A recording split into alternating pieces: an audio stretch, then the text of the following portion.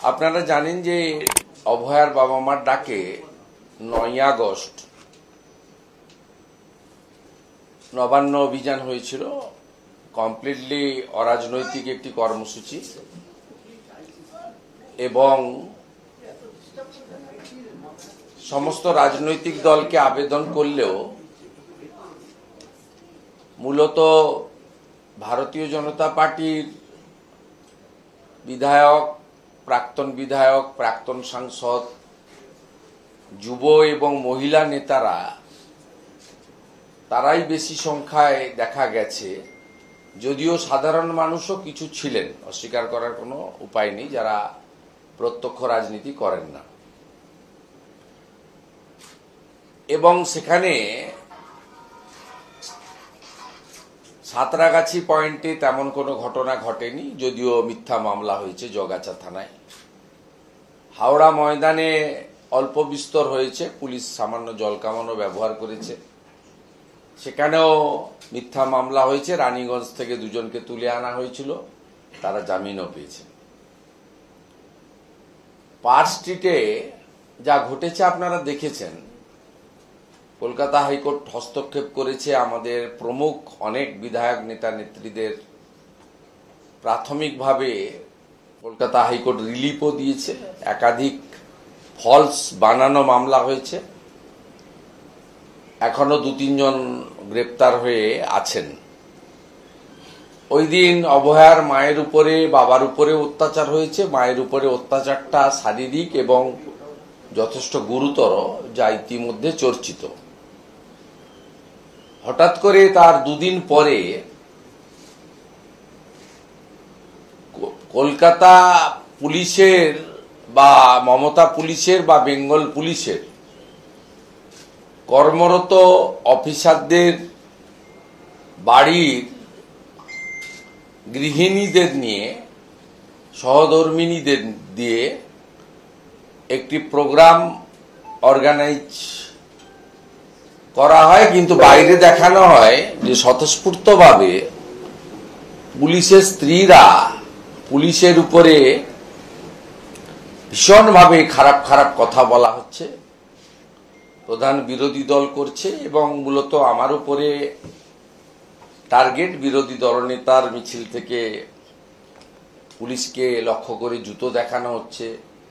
বিরোধী দলনেতা নিজে পুলিশকে খুব অশালীন কথাবার্তা বলছেন, যদিও আমি পুলিশকে বলিনি। কলকাতার নগরপাল, যিনি একটা কুখ্যাত আইপিএস, অবিভক্ত পশ্চিম মেদিনীপুর জেলায় এসপি থাকার সময় যৌথ বাহিনীকে ব্যবহার করে সুশান্ত ঘোষ, দীপক সরকারদেরকে সাথে নিয়ে গোটা জঙ্গলমহল এলাকায় কি অত্যাচার করেছেন 2009-10-11 আগে পর্যন্ত। উনি ওই সময়কালে সিপিএম এর ব্লু আইড বয় ছিলেন এবং এসপি ছিলেন মনোজ বার্মা। আদিবাসী ছেলেগুলোকে মান্ডি, হাঁসদা, সোরেন, মুর্মু, মাঝি, সিং, টুডু এবং মাহাতোদের, কুর্মী মাহাতোদের, তাদের সকলকেই জনসাধারণের কমিটি এবং মাওবাদী তকমা দিয়ে তুলে এনে মারতেন। উনারও একটা আয়না ঘর ছিল কলাইকুণ্ডা পুলিশের বিট হাউসে। আমি লালগড়ে, ধরমপুরের, রামগড়ের, বেলাটুকুরির বহু ছেলেকে আমার বাড়িতে রেখেছিলাম মনোজ বার্মার থেকে আড়াল করে। তো এই কুখ্যাত লোকটি সেদিনকে অভয়ার মায়ের উপরে যে অত্যাচার করিয়েছেন, ওখানে না ছিল জল কামান। আরেকজন খালিদ মিরাজ না কি নাম আছে, তিনি বলছিলেন 350-400 লোক নাকি মিছিলে ছিল। আমি গুনতে জানি না, অঙ্কে হয়তো আমরা কাঁচা। এই ধরনের বায়াসড কথাবার্তা, পলিটিক্যাল কথাবার্তা আপনারা লাগাতার দেখেছেন এবং শুনেছেন। আমি আজকে পর্দা ফাঁস করব এই যে তথাকথিত শান্তনু সিনহা আর বিজিতেশ্বর রাউত যাদের পাঠিয়েছিলেন, শুধু পর্দা ফাঁস করব না, আপনাদের বিরোধী দলনেতা প্রমাণ রেখেই বলে, সময় নিয়ে করে কিন্তু প্রমাণ রেখেই বলে।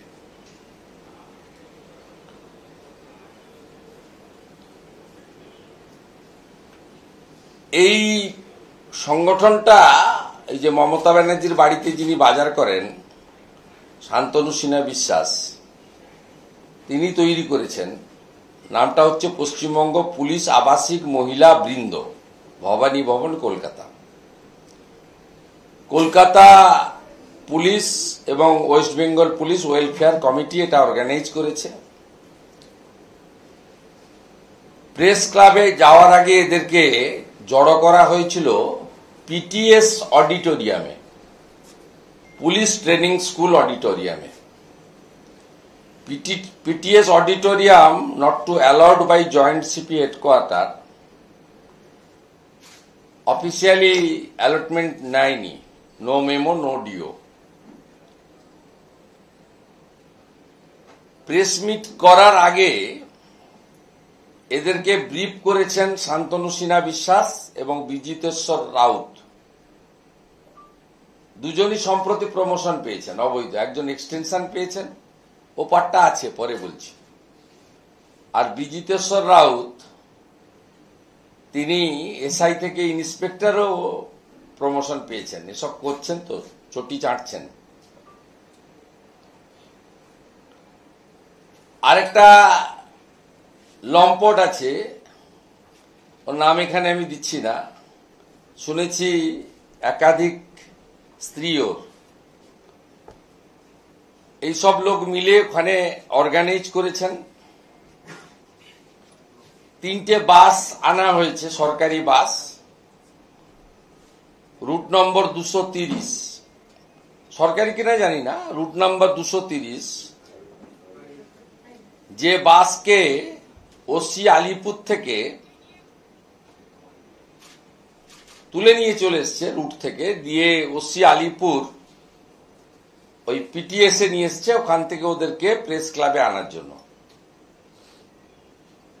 আবার ওখানে কার্যত ভন্ডুল প্রেস কনফারেন্স থেকে পালানোর পরে আবার পিটিএস এ ওই 230 রুটের 3টি বাস পৌঁছে দিয়েছেন।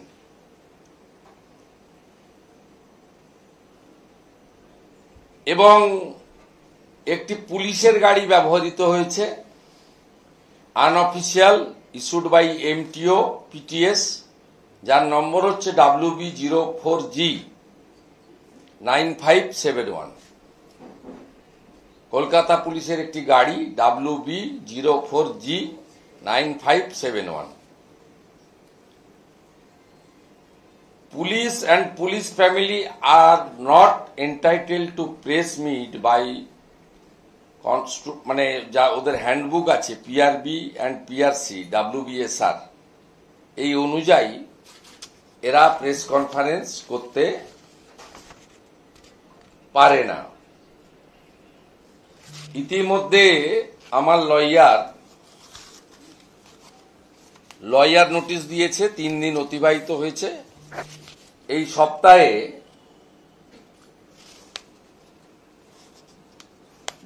এই সপ্তাহে আমরা মামলা করব, মানহানির মামলা। এবং এই যে যাদের বউরা এসেছিলেন, আতাউর রহমান খানের স্ত্রী সালমা সুলতানা, আতাউর রহমান পোস্টিং আছে BGL MTS brigade headquarters. Priyanka Chatterjee De, wife of constable 2255 Sayanta De, posted at detective department, deputed to headquarters. আরেকজন হচ্ছে অমিতা বেজ, এরাই লিড করেছেন, বেশি ফটফট করেছেন, আবার আপনারা পাংচারও করে দিয়েছেন। বেলুন থেকে গ্যাসও বেরিয়ে গেছে, ছুটে পালিয়েও গেছে। অমিতা বাজ, wife of ASI 18138 Atanu Baj, office address, posted to port division, deputed to enforcement branch. আমরা রাজ্যপাল মহোদয়কেও ফর্মালিটি জানিয়ে এটা ইনকোয়ারি করতে বলেছি, যেহেতু violation of the service rule. আর এই ছবিটা আপনাদের দেখাবো, তারপরে ভিডিওটা দেখাবো। ওরা আসার আগে বিজিতেশ্বর রাউত কি করে ব্রিফ করছিলেন, এই ছবিটাতে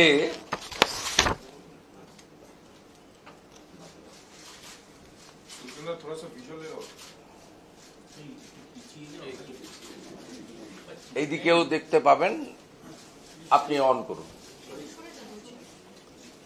বিজিতেশ্বর রাউত আর পিছনে ওই শান্তনু সিনহা দাঁড়িয়ে আছে, নাকে হাত না গোপে হাত।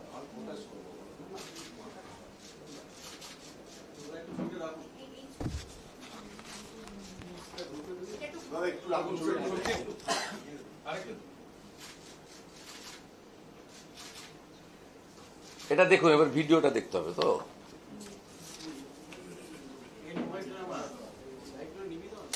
সাউন্ড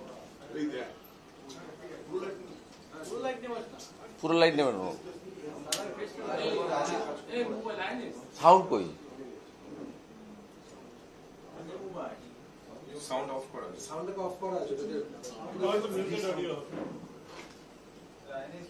ওকে দাও, ওকে দাও, যে চালাচ্ছে।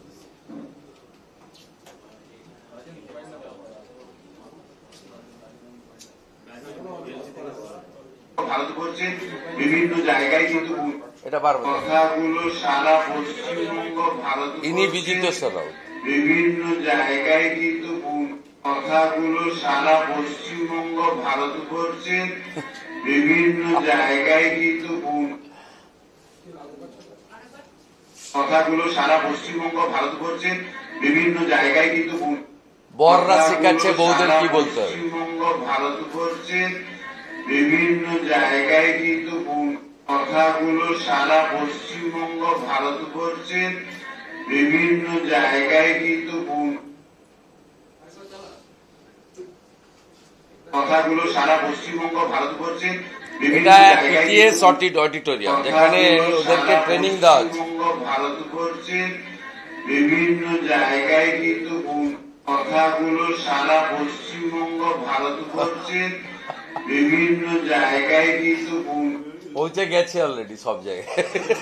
কথাগুলো সারা পশ্চিমবঙ্গ ভারতবর্ষের বিভিন্ন জায়গায় কিন্তু যেভাবে ছিপে পালিয়েছে আপনাদের বউরা, সব জায়গায় চলে গেছে অলরেডি।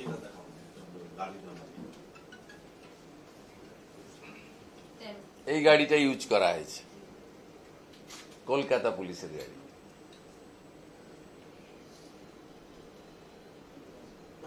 ঠিক, এবারে সেকেন্ড পার্টটা আপনাদেরকে বলি।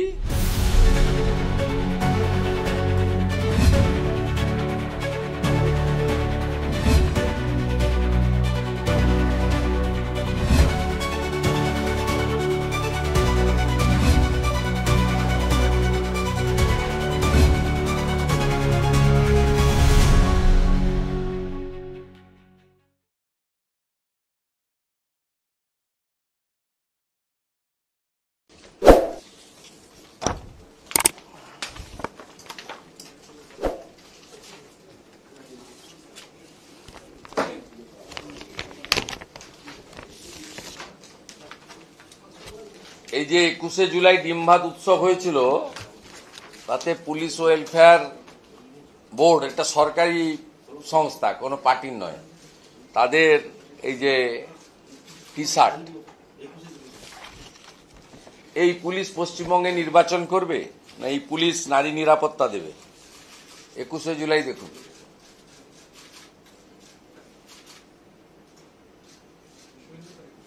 টি শার্টের লোগো দেখুন, এখানে দেখুন, এখানে দেখা যাচ্ছে।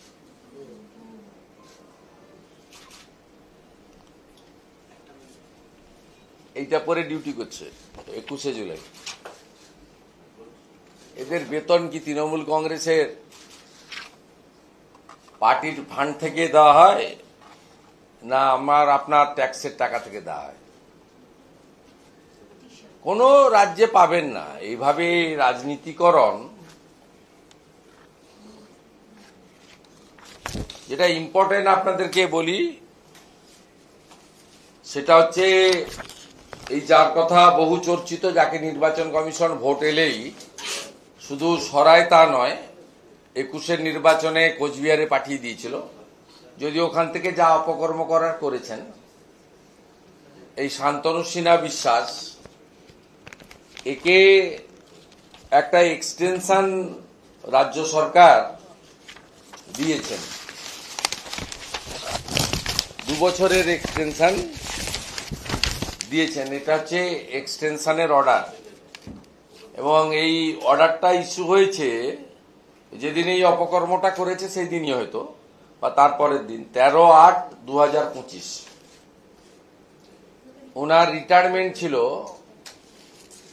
30/8/2025, এবং একটু আগে বিজিতেশ্বরের কথা বলেছি, যিনি বলছেন গোটা ভারতবর্ষে, গোটা পশ্চিমবঙ্গে পুলিশের বউদেরকে এমনভাবে করতে হবে যাতে ছড়িয়ে পড়ে। এটা পিটিএস অডিটোরিয়ামের মধ্যে ওদের লোকরাই ছবি তুলে আমাদের পাঠাচ্ছে, মানে ওখানে আমাদের ঢোকার কোনো স্কোপ নেই, আপনাদেরও ঢোকার স্কোপ নেই। 8টা নিউ পোস্ট ক্রিয়েট করা হয়েছে শুধু শান্তনু সিনহা বিশ্বাসকে ডিসি করবে বলে। আপনি ভাবতে পারেন এই 14 বছর, 14.5 বছর, 14 বছর 4 মাস এই পুলিশ মন্ত্রী ব্রিটিশের আমল থেকে যে কলকাতা পুলিশ, যাকে লন্ডনের পুলিশের সঙ্গে তুলনা করা হতো, নগরপালের বিশেষ বিশেষ তার পদের মর্যাদা ছিল, এইরকম একটা টেন্টেড লোককে, যাকে 5 বার ইডি ডেকেছে শান্তনু সিনহা বিশ্বাস, এখনো ডাকছে। এনআরআই কোটাতে যে স্ক্যাম হয়েছে, ফলস এনআরআই কোটাতে যে মেডিকেল অ্যাডমিশন বিভিন্ন মেডিকেল কলেজে, তার মধ্যে শান্তনু সিনহা বিশ্বাসের ছেলেও আছে। চেপে চুপে রাখলে তো হবে না, তথ্য তো আমাদের কাছে আছে। এনআরআই কোটাতে ঢুকিয়েছে ছেলেকে, সেগুলো তো ইডি দেখছে, আমি এখানে আর বলবো না, পরে দেখা যাবে। আপাতত বাড়িতে বাজার করেন বলে 30/8-এ অবসরের আগেই 2 বছরের এক্সটেনশন। 2 বছর থাকতে পারবে না, বিজেপি আসছে 6 মাস পরে। এর জন্য 8টা নতুন পোস্ট ক্রিয়েট করা হয়েছে ডিসি করার জন্য, এবং গত 1.5 বছরে উনি এই চিটিংবাজটা 3 বার প্রমোশন পেয়েছেন, শুধু মুখ্যমন্ত্রী পুলিশ মন্ত্রীর বাড়িতে বাজার করেন সেই সুবাদে। এবং এই 8টা যে নতুন ডিসি ক্রিয়েট করা হয়েছে 11/2/2025-এ, তার তালিকা।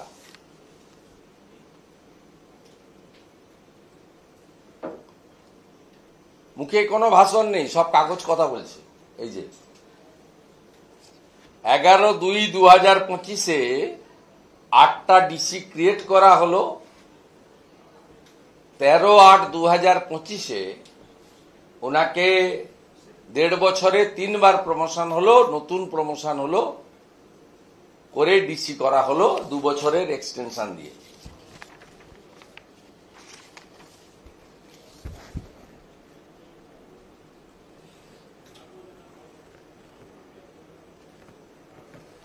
আর 6/3/2025-এ এটাও দেখুন, এই যে অর্ডার, এই সবই আমরা এক্ষেত্রেও, যেহেতু সার্ভিস রুল ভায়োলেশন হয়েছে, এবং পশ্চিমবঙ্গে স্বাধীনতার পরে, সরকার তৈরি হওয়ার পরে, হোম ডিপার্টমেন্ট তৈরি হওয়ার পরে এই ধরনের নজির ডাক্তার বিধানচন্দ্র রায় থেকে শুরু করে, বা প্রথম মুখ্যমন্ত্রীর সময় থেকে শুরু করে মমতা ব্যানার্জি আসার আগে পর্যন্ত যে সময়কাল, সেই সময়কালে প্রথম মুখ্যমন্ত্রী বলুন, পরবর্তীকালে বিধানচন্দ্র রায় বলুন, অজয় মুখার্জি বলুন, সিদ্ধার্থ শঙ্কর রায় বলুন, জ্যোতিবাবু বলুন, কোনো নজির নেই এই ধরনের অবৈধ বেআইনি সিদ্ধান্ত গ্রহণ করা।